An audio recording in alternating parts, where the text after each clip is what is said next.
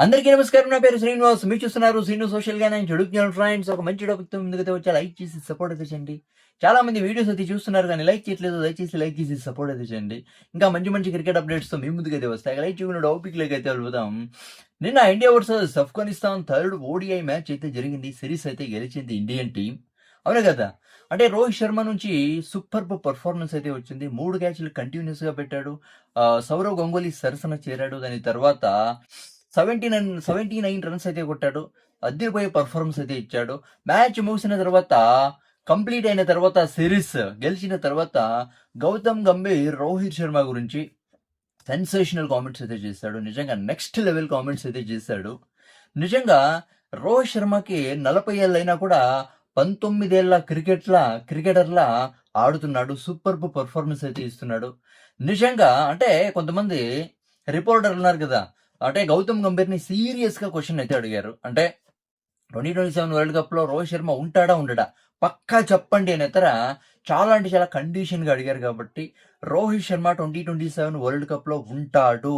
ఉంటాడు. ఎందుకంటే టీమిండియాలో రోహిత్ శర్మ లేకుండా 2027 వరల్డ్ కప్ ఇండియా గెలవలేదు. నిజంగా చెప్పాలంటే రోహిత్ శర్మ ఉండడం టీమిండియాకి ఒక అదృష్టం.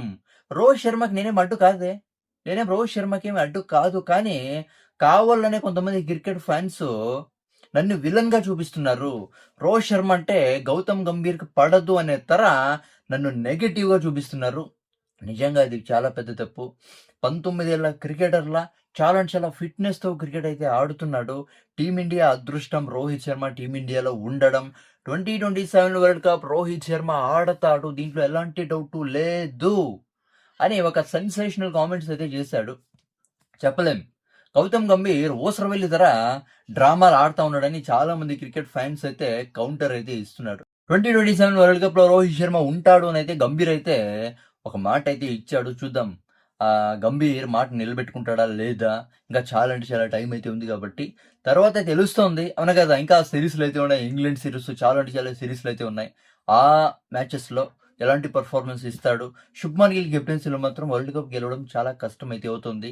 కానీ రోహిత్ శర్మ కానే కౌల టీమిండియాలో ఉంటాడు అని అయితే గంభీర్ మాట అయితే ఇచ్చాడు కాబట్టి చాలా మందికి సంతోషం అయితే అవుతుంది. అవునా కదా? ఇక దీని గురించి మీరేమనుకుంటారు? కామెంట్ అయితే చేయండి. నా ఎక్స్‌ప్లనేషన్ ఇస్తే సబ్‌స్క్రైబ్ సపోర్ట్ అయితే చేయండి. లైక్ చేసి సపోర్ట్ అయితే చేయండి. By by.